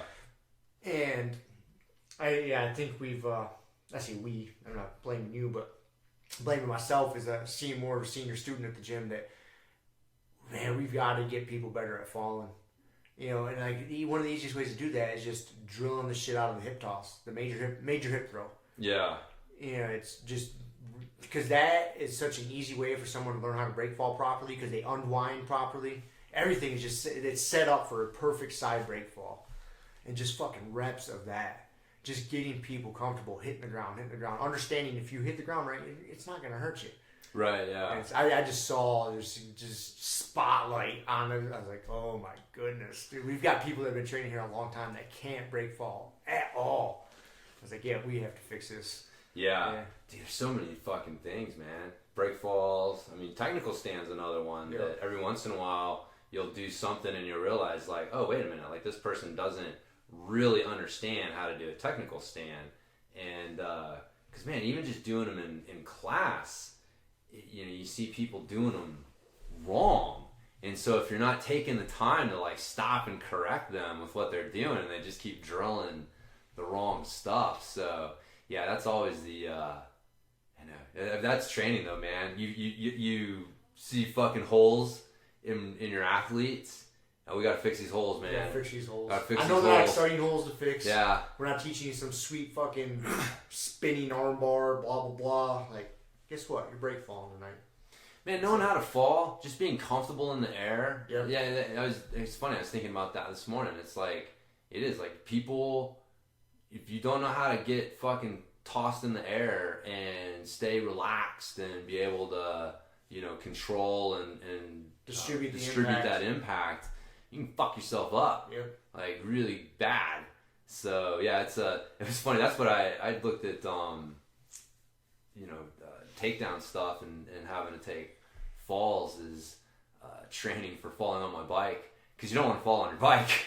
That's not the way to train falling. Ew. So we used to actually do that, man. In my gym, I would have we would train somersaults, we would train shoulder rolls, and then I would set up Swiss balls, and you would dive over the Swiss ball into. It forces you into that proper shoulder roll using the Swiss ball. Yeah. So and then we would, goddamn dude, we would get fucking stupid. We'd see how far back we could jump over the Swiss ball and stuff. And but yeah, you got to train it, man. You got to train falling and getting up off the ground. Those two are two fundamental things. But it's you know, one of the things that Naval guy had talked about that I thought was really interesting and had a lot of carryover to jiu-jitsu and a lot of things is he was talking about the difference between memorizing and understanding. And he was, you know, I liked his statement. If you're trying to memorize something, that's a sign you don't understand it. Yep. So if you're trying to memorize step 1, step 2, step 3, it's a sign you don't really understand the armbar. And that's not bad, but you just need to know, right? It's part of the process. It's part of the process. Part of the process. You have to. You know, you can't help but memorize things on the way to understanding them, but that's the goal, is to understand them in a way where you don't have to memorize things as much. You're able to just use these fundamental things. And I liked his description. He's like, you know, so many people are trying to, you know, create a structure. You know, they're trying to hang things off of this structure, but their fundamental understanding is poor, and so their foundation is bad. And that's exactly what, you know, we talk about, like people who just like collect YouTube techniques. That's the difference, man. Like, you know, they don't understand jiu-jitsu. They are trying to memorize techniques and hang all of these advanced techniques off of this weak, you know, structure that's on this non-existent foundation. And so, but once you understand that foundation, again, we've talked about it too, man. It doesn't. If you got good fundamental jiu-jitsu, if someone throws some curveball at you that you've never seen before, it's okay. You figure it out. You should be all right. You should be able to figure it out. Like if you have to go to fucking YouTube, you know, some special way to get out of it, and again, not bad, but understand, like, you're missing a fundamental concept somewhere that they're fucking you up on. And it's not just this one move that they're fucking you up on. So, yeah, that was really cool. I like that. It's like, man, as long as you're trying to memorize something, you do not understand it. So I figured you'd like listening to that guy. Yeah. Naval Ravikant. Something like that. I think that was his last name. Yeah. He was, man. I really liked listening to him. He, again, like, it was funny because a lot of the shit that he was talking about, like with artificial intelligence and a lot of these things, are things like, I'm like, God damn, thank you. Like, someone else fucking sees this. Like, I think that was about the point, because that was pretty early in the interview, and I was only like 20, 30 minutes in. I was like, oh, this guy's like fucking James. Yeah. That's when I sent you the link. I was like, you gotta listen to this dude. Same thing with universal basic income. Yep. Yeah, the same thing. It's like, dude, it's a non-solution to a non-problem. Yeah, I like how he put that. Yeah. And same thing. As soon as you start fucking voting yourself dollars off the roll, man, it's gonna keep going to going. go to socialism. Yeah. There's no way to stop that slide. The universal basic income is just not. Yeah, it's not the answer. Well, it was funny. His whole circular logic came back to like, well, we get back to the welfare system where we have to have a way to find the people who need the help, and we give them the help. Mm-hmm. And it's not just fucking $1,000 a month. And we're right back to where we started. And we're right back to where we started. Exactly. So, like, that's the funny thing, man. Man, we love to pretend that we are idiots, that humans just suck, that we're hugely flawed, that we're morons, that our society's all, you know what I mean? Like, that's the popular thing to kind of think about, and it's like, dude, that's not true. Like, we're pretty fucking smart. Like, we're pretty fucking special. And we figured some things out. Like, things, they can get better. They can always get better. That was kind of the whole thing with the Ben Shapiro thing. It's like, yeah, there's problems, but the answer to the problems is not to go rip the roots out of how we got here in the first place. Like, that's not the fucking answer. But, yeah, like, giving everybody universal basic income is basically ripping the roots out of what fucking made America America, man. Like, that's not America. So, that's it. Anyways, there you go. I got another fucking good study I came across. It was the role of emotions on pacing strategy. So, first off, pacing strategy. Pacing strategy is a term, I actually like it better than cardio training, because the whole idea, like we say cardio training, it's like, talk about isolation, right? you can't isolate your cardio system. Cardio training is fucking a stupid term in some ways. It's an isolationist fucking term. And so really what you're trying to do is develop a pacing strategy. You have a sport. It has certain activities. It has a certain length. There's a certain pace that you need to go at. Like, all of these things are specific to your sport. And even within the sport, you have, like, your pacing strategy when you're a white belt doing 5-minute rounds has got to be different than when you're if you do 10-minute, 15-minute rounds, as a higher belt. Like, the pacing strategy has to be different. And so that's what you're really trying to work on. That goes back to, like, what the dog saw. Like, good cardio training is going to make the brain adapt to the pacing strategy that you want during your sport. And so that pacing strategy is what it's all about. And so what they were doing is they were just looking at, like, what role does emotion play in your development of that pacing strategy. And I didn't, like, dig too deep into it, but it as they found that emotion definitely plays a role. Like, one of their suggestions was to have athletes associate a certain emotion with a certain pacing strategy, and that they'll be more likely to adopt that pacing strategy in the future. And so, again, my bro science thinks, like, if you're trying to improve, like, say you want to improve your cardio, you're like, okay, I want to be able to keep a higher pace. I want to be able to push harder and keep a higher pace while I'm training.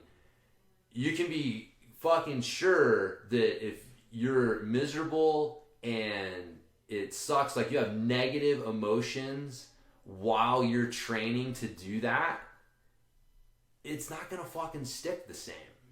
So, like, beating the fuck out of yourself, punishing yourself is not training, right? Like, if it hurts and you're a little scared to do it again, it's not really training. So you're not working on that pacing development strategy. But anyways, that was their take, man. Associate emotion. And that's why I got to thinking, like, music, because music kind of brings emotion, right? So, like, that's why some people like to train with music, because you get a fucking more positive emotion, and then you associate it with that pace. And so I can see that. If you frame it properly, because you can be going the same pace, but if you put the label on it, like, oh, this fucking sucks, that hurt, blah blah blah, this is terrible, the odds of you taking yourself to that place again are pretty low, because you're going to be hesitant. You're going to be like, I don't want to go there, that hurts too bad. But if you put a more positive spin on it, like, oh, this is good, I love that feeling, the heart's pumping, I'm having trouble with my breath, this is good, I love this pace, you're going to be way more willing to go back there again. Yeah. And that's interesting. Yeah, because it's all on how you talk about it. Yeah. And think about it.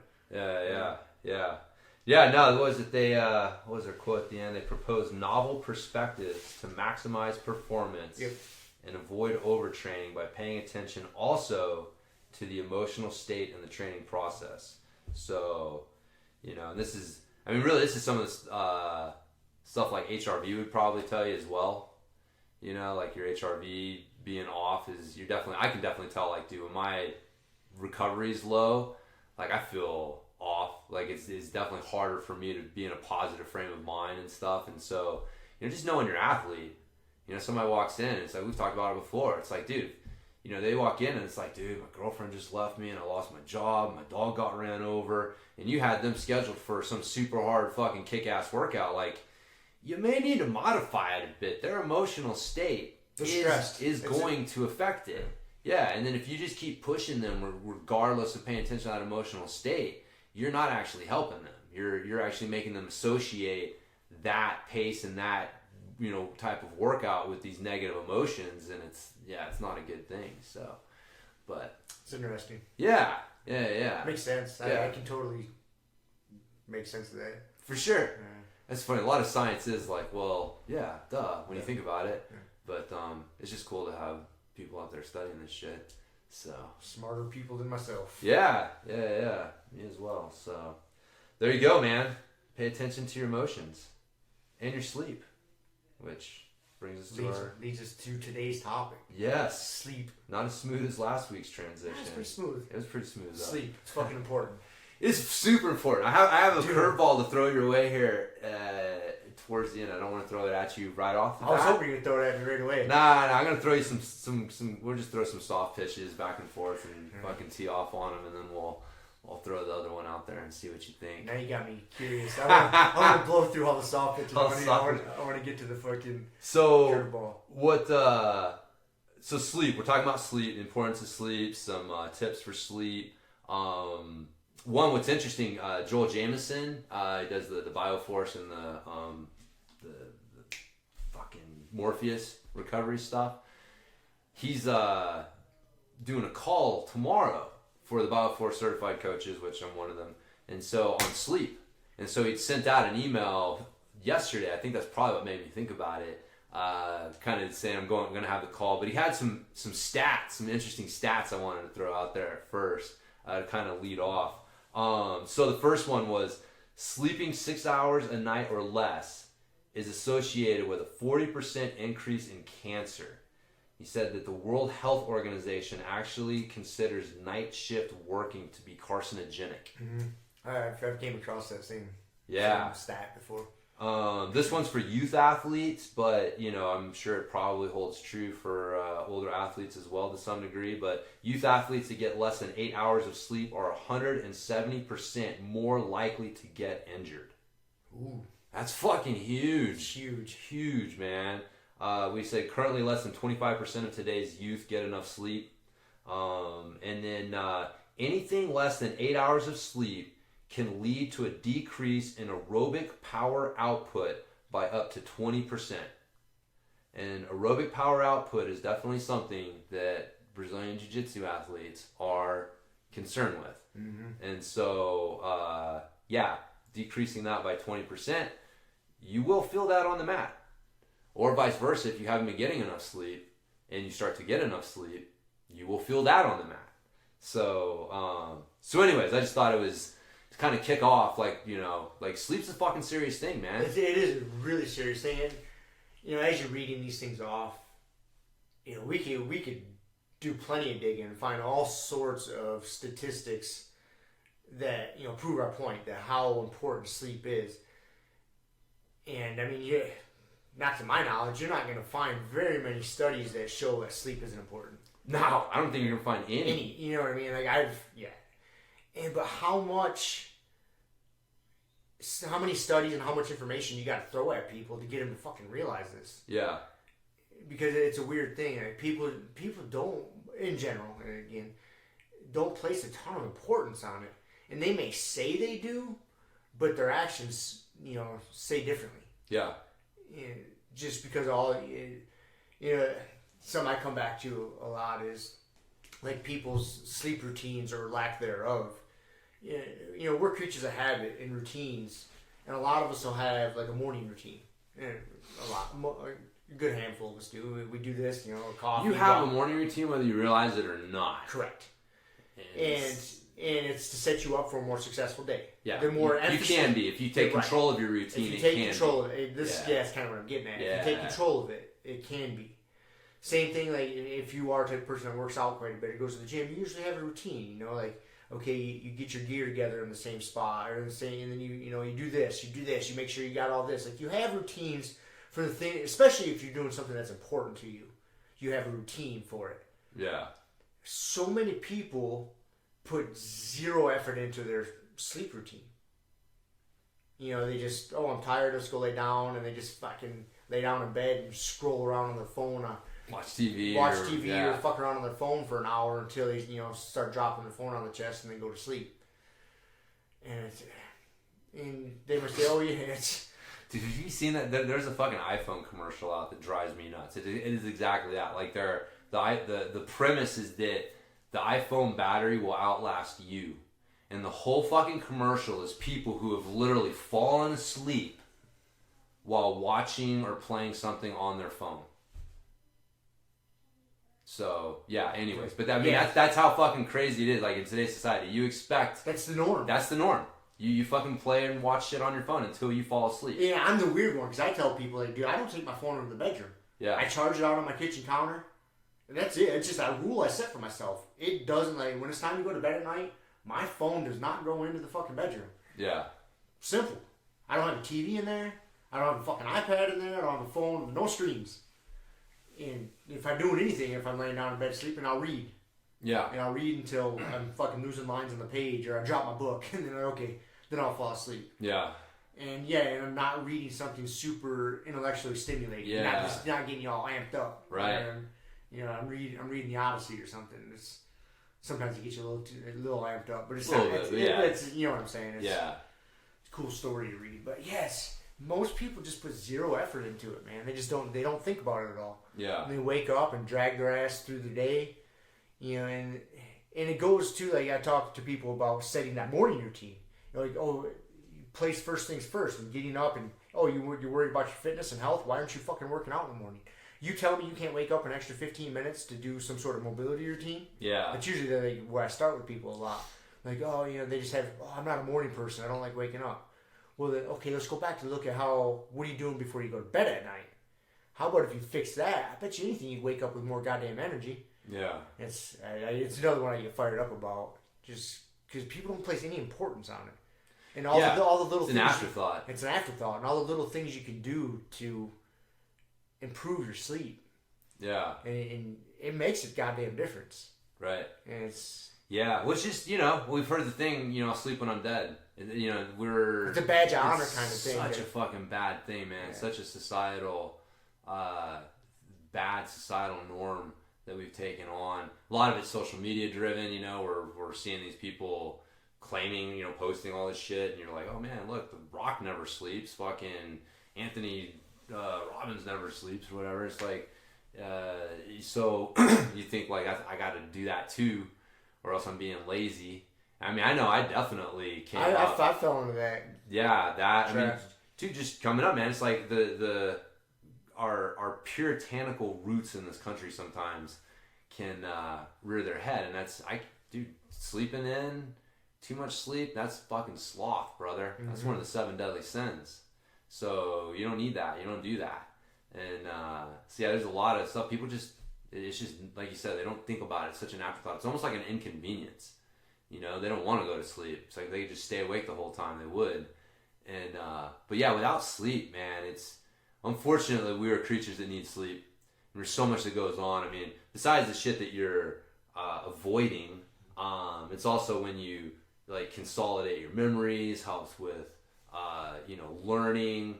Like there's just so much. Like if you're trying to do jujitsu and you're not getting enough sleep, it's not just physically that you're affecting yourself. Like your brain literally is not getting the chance to process your training and get to where you're moving that shit to a more subconscious level and all those things. So it's fucking super important. But yeah, people just don't think that it's important. So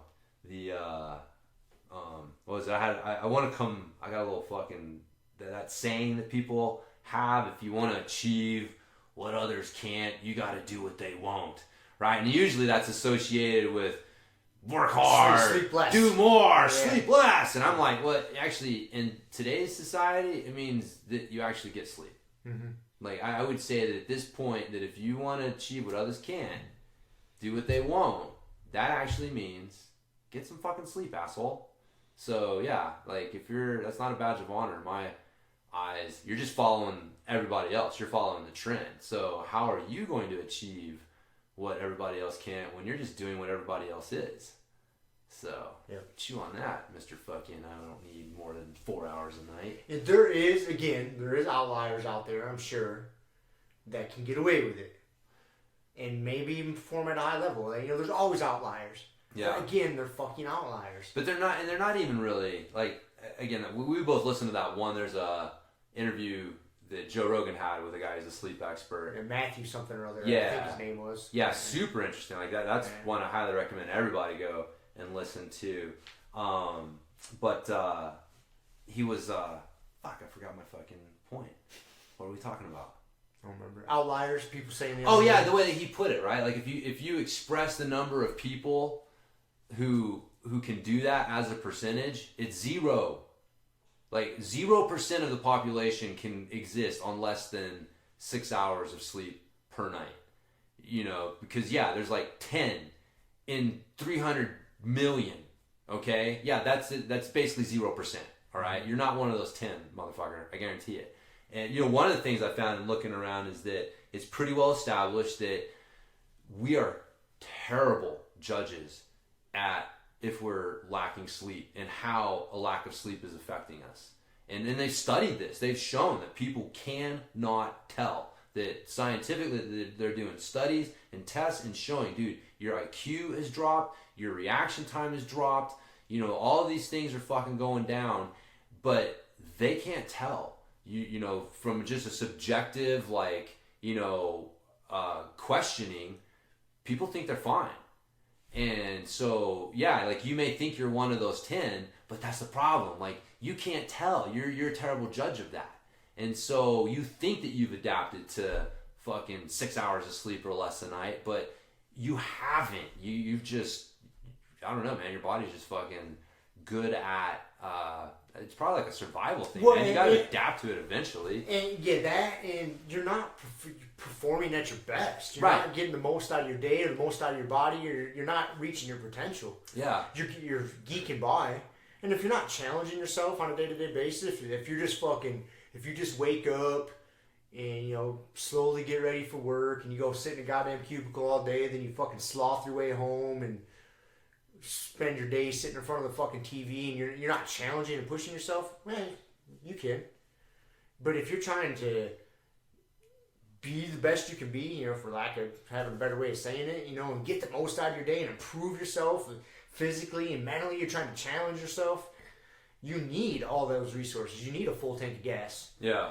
And so, I guess it goes back to me being pissed off about people seeking comfort and pleasure.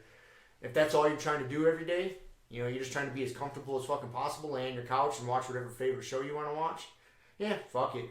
Go ahead, continue to get your 4 or 5 hours of sleep and think you're doing okay. Yeah. But if you're trying to excel, that's not the recipe. No. And I think you brought up a really good point. It's hard for us to gauge, because it'd be really hard to gauge. Okay, unless you're really in tune, but the difference between getting 7 hours and 8 hours of sleep, you might not be able to tell on the surface. But if you were to get all scientific about it and get hooked up to some machines, I'd be willing to bet. Your body can tell. Your body can tell. You're going to see a difference. Yeah. I'd be willing to bet.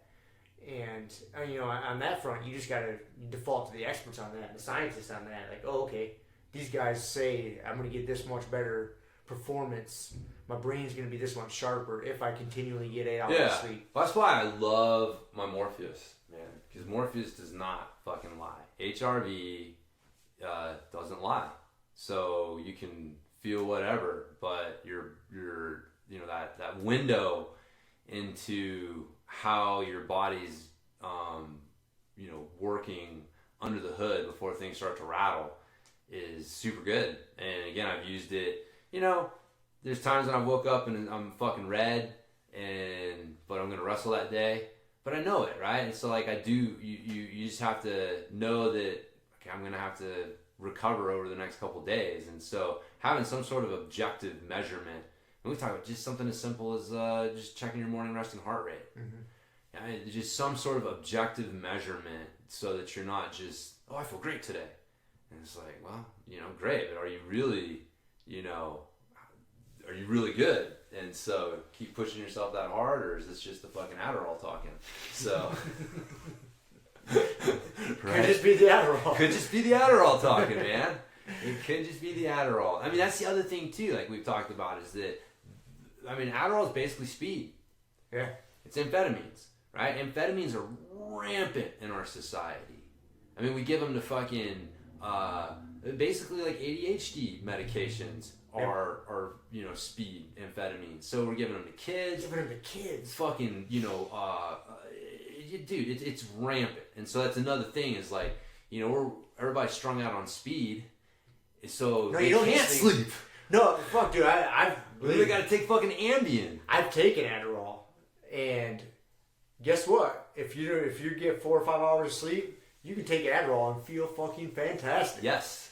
Hey, it is like I said, I've taken it, and dude, it is bananas to me that we give that shit to kids. That is strong shit. It's crazy. Yeah. I mean, yeah, it is mind blowing to me at how readily doctors prescribe that shit. It's crazy. Yeah, it's fucking nuts, man. Because it's so strong. Yeah. Yeah, I've never had it. I mean, but it's crazy. Yeah, I'm sure. Yeah. I'm sure. It doesn't get to be super popular for no reason. For no reason. The shit fucking works. Yeah. Yeah, but if you're fucking strung out on speed, then it's tough to sleep. But it skews your judgment, man. You think like, I'm fine. They're fine. It's like, you're not fine, dude. Physically, your shit's falling apart. So, yeah, it's, gotta get enough sleep. Naps, I'd say I'm a fucking huge fan of naps. I think that naps get a bad rap. I have a hard time making myself do them. I agree with you. I think they're important. Yeah. I have a hard time forcing myself to do it. Sometimes if I get busy doing shit, it just, like right now in my life is, I'm not at work, so I'm working on projects and shit around the house. So even then, I have a hard time. Because there's times throughout the day, I'm a little tired, maybe, come 2 or 3 o'clock in the afternoon, I wouldn't mind laying down taking a nap. I'm like, oh, you fucking pussy. See? I do, I know. I don't need a fucking nap, just push through. Take some Adderall. Yeah. See? I know, it's weird, man. We that's the mentality. But, yeah, for me, I like it. It's such a good, like, brain reset. I can definitely tell the difference, especially, like, get to be like 6, 7 o'clock at night. Like, man, if I hadn't taken a nap that day, I'm really starting to drag ass. And it's like, so if I want to have like a full day, I hit that reset button in the middle of the day, and it's like 2 days. I got fucking it's split in half. So it's yeah, I think naps are great. But if you dig into it, you'd be surprised how many of these motherfuckers take naps. Yeah. Like, there's a lot of high performers. Well, there's a reason there's a lot of cultures that still incorporate that. Yeah. We just don't hear in America. No. Again, but you look at our history and what our fucking roots came from. And, I know I was just defending Judeo-Christian values, but some of the shit that came out of it wasn't necessarily great. Like, sleeping is for pussies. So. And you can see, too, why, one of the reasons why naps would be so good, especially in like that heat of the day or, middle of the day. So say you're an outside laborer and, 2, 3 o'clock in the afternoon, the heat of the sun is just hot as a motherfucker.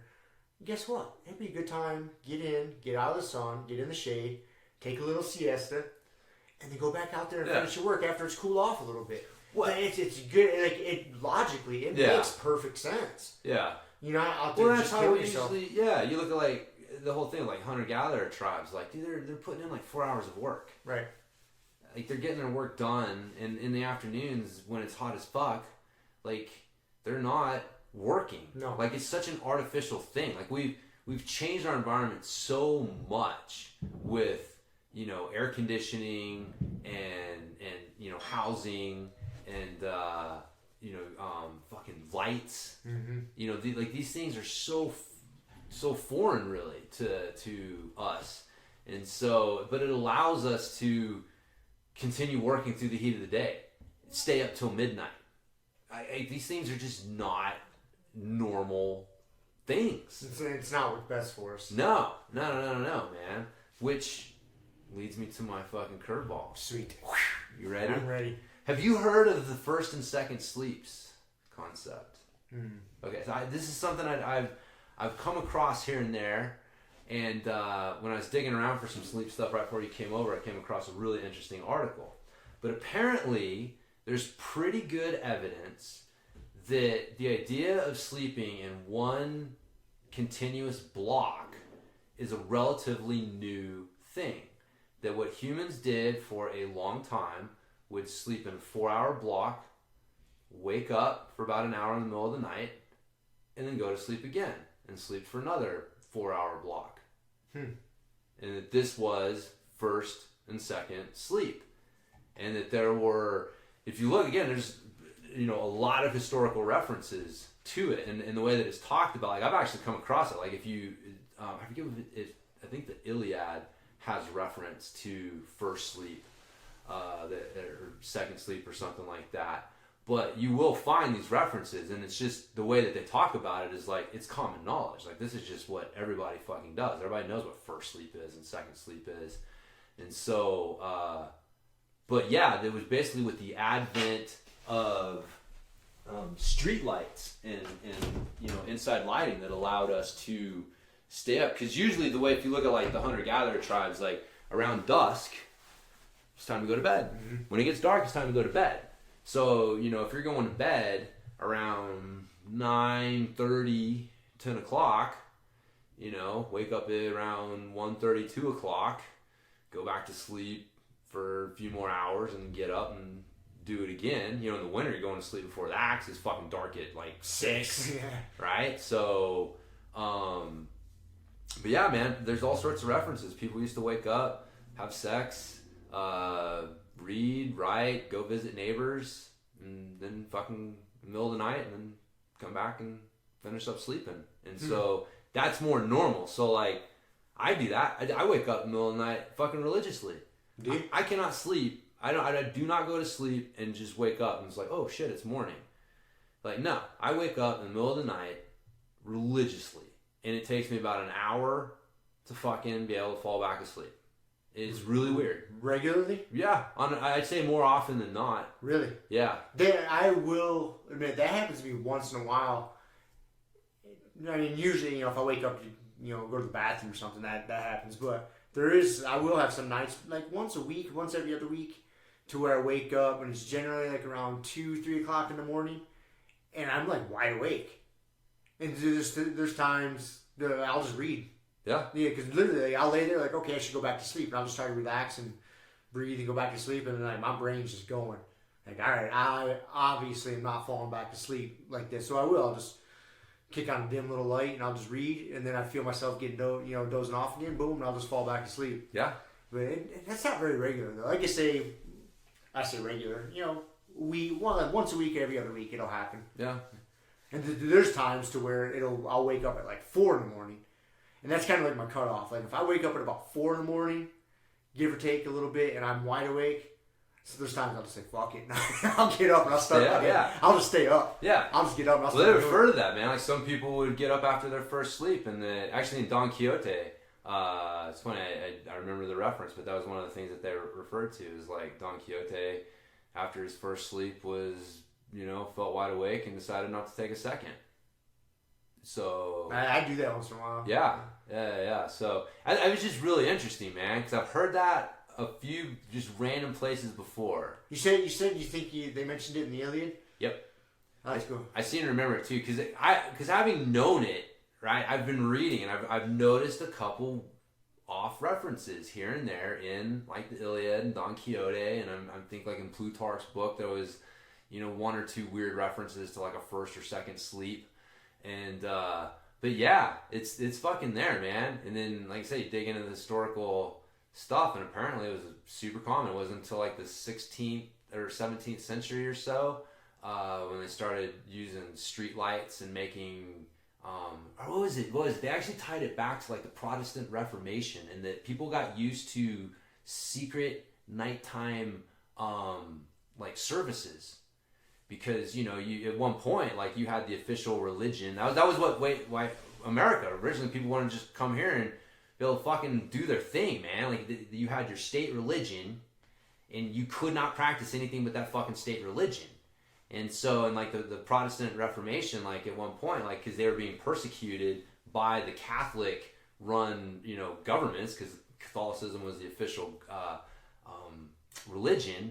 They held nighttime services in secret, and so that was actually in that article I read. It was like one of the first times that people started getting used to staying up. A lot of people in groups were staying up later than usual and using candles and shit, because again, a lot of these technologies that we take for granted and there was a point when like candle technology got pretty fucking good, you know what I mean? And it's like, holy shit, can you imagine like candle technology in a time when it was either like torches or fucking fires? It was either all or nothing, right? Oh, I got some little fucking candles here, I can kind of sneak around, and little lanterns. Yeah, little lanterns and shit. So, and then they said Paris was the first city to put up street lights. It was like wax paper and fucking candles.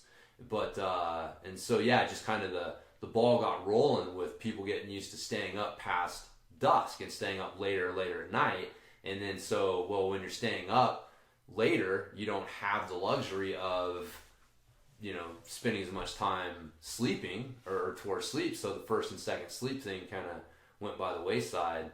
And I guess it was actually like periods where people were training kids out of it and stuff like that. So it's interesting. Yeah, I didn't know that was ever a thing. Yep, no, it's a thing, man. Never would have guessed it. So if you wake up in the middle of the night, man, you have trouble going back to sleep. It's normal. Yeah, but I know, like, I've always thought something's wrong with me. Like, I can't sleep through the night. Something is fucking wrong with me. I need an Ambien or something. I need a pill, right? Like, how many people have fucking gotten on sleep aids because they thought it's not normal to wake up in the middle of the night and not be able to go immediately back to sleep. And then their doctor's like, yeah, here's a fucking sleeping pill to help you fucking sleep through that. It's like, no, dude, it's normal. It's normal. So, anyways. But don't get up and start surfing Facebook. No. Don't do that. Because, that's the thing. You don't want to do shit that's going to get you all fired up. Because then you're definitely not going to go back to sleep. No. It's going to be really hard. Yeah, because it's all like that sympathetic, parasympathetic. Like, you need your rest and relax side of your nervous system kicked in to sleep. That's why, like, watching the news, social media stuff, those things tend to stimulate your sympathetic nervous system, get you a little, like, stimulated and fired up. It's fucking hard to sleep at that point. So, whatever you're putting into your brain, you want to make sure is not going towards the sympathetic, like, high stimulation side. So, I think fucking sex is probably okay. I don't think that's... You're ready to sleep afterwards? Yeah, exactly. It's high stimulation at the moment. At the moment, then you're ready to trash. It's done, yeah. It was funny, one of the things, that there was like a French medical journal that advised couples that was actually the best time to have sex to conceive because they would enjoy it more or something like that. So, man, there you go. First and second sleep. Huh. It's interesting. Yeah. Learn something new every day. Learn something new. Respect your sleep, people. No, do it, man. I would say, respect your sleep and get a good routine. There are some things. I mean, some people find, what the hell is it called? The like magnesium. You're doing the magnesium spray. I still use the magnesium rub. Yep. Some of the magnesium helps, stimulate relaxation. I like it. I just generally put it on my legs. Yeah. Especially after day of hard training and before I go to bed at night. It's a good way for your body to absorb the magnesium and it prevents muscle cramps. Because sometimes my legs will cramp up after training real hard. Right. It's kind of common. It's whatever. I'm cool with that. But if I use that magnesium rub, it definitely helps negate that. Yeah. And maybe it does help me relax and sleep. I haven't really thought about it that much, but. Yeah. I use a pretty religious speak. What is it? Natural Calm? Is that what it's called? Yeah, it's just basically like a magnesium supplement. Because magnesium itself, like ZMA, remember that? Mm-hmm. Zinc, magnesium, aspartate. But like magnesium has a relaxation effect on the body. So that's a good one. And because the thing too is like with jiu-jitsu, if you hurt, you can't sleep. Yep. We've all been there. Yes. You train hard, man. You train so hard, your body's so beat up, and you just want to do nothing but lay down. But you lay down and you just cannot get comfortable. Yeah. And you just can't fall asleep.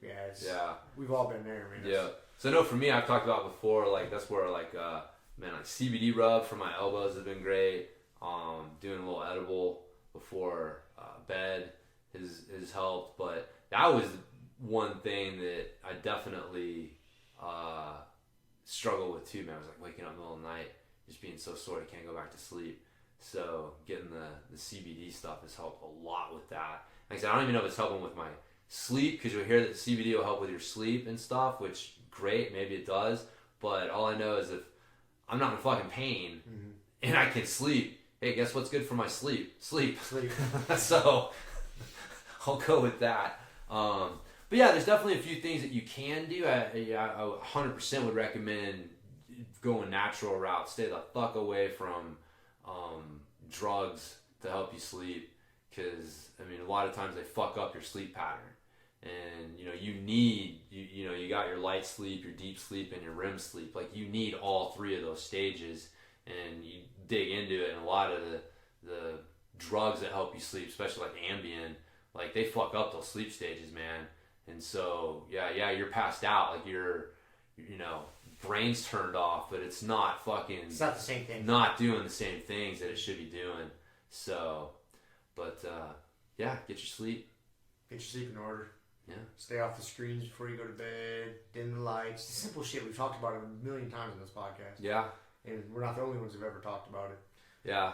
And I'll suggest that to people, and they won't believe me. As far as screen time and whatnot, dude, I just challenge you. Like, just give yourself a challenge. Do it for a week. Like, just set the rule for yourself for a week. Don't take your phone into your bedroom. Don't watch TV in your fucking bedroom. For a week. Just try it. And then, if, you might not like it, so then go back to it the next week. And pay attention to how well you sleep or don't sleep. And I would almost guarantee you'll see a difference. It's kind of the same thing in nutrition. A lot of people just don't pay attention to how certain foods make them feel. Yeah. And then, but if you really just start paying attention, man, to how shit makes you feel, you'll make the corrections. You're like, oh, there is something to this. Yeah. But you have to, I think, with the phones in the bed, the TVs in your bed, that's a big one for me. And until you take it out of your life and then reintroduce it, you're not going to notice it. Because for you just to not do it for one night, it's going to be hard to notice the effect. Yeah.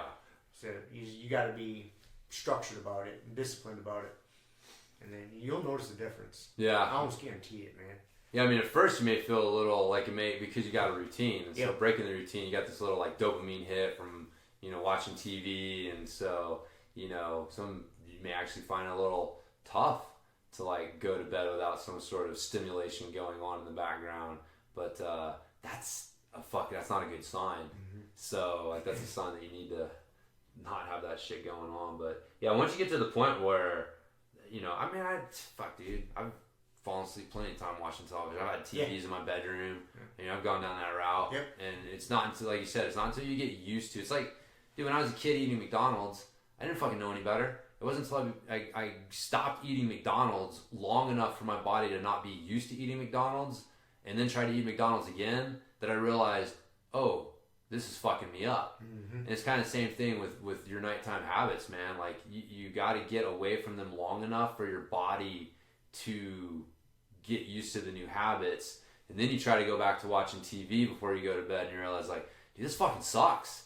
Like, this isn't... Because every once in a while I'll go on, like, an Airbnb, right? We'll end up in a bedroom that's got a TV or something in there, like, in a hotel, and you just, like, have the TV on in bed, and it's like, this is fucking horrible. I can't fall asleep. This sucks ass, man. I gotta turn this TV off and do what I know. So, it's like fast food for your brain. Mm-hmm. Don't need it. And like I said, a lot of them are simple shit. Just make your room as dark as possible. Yep. That's a mistake people will miss out on too. Like, you got these little night lights going on, or the glow of this, or the glow of that. Like, no, man. Get that room as dark as possible. Cool. Keep it a little chilly, so you want to stay covered up. That helps you sleep. Yeah. No screens, lights. Simple thing. Really simple fixes that don't take much time, effort, or money.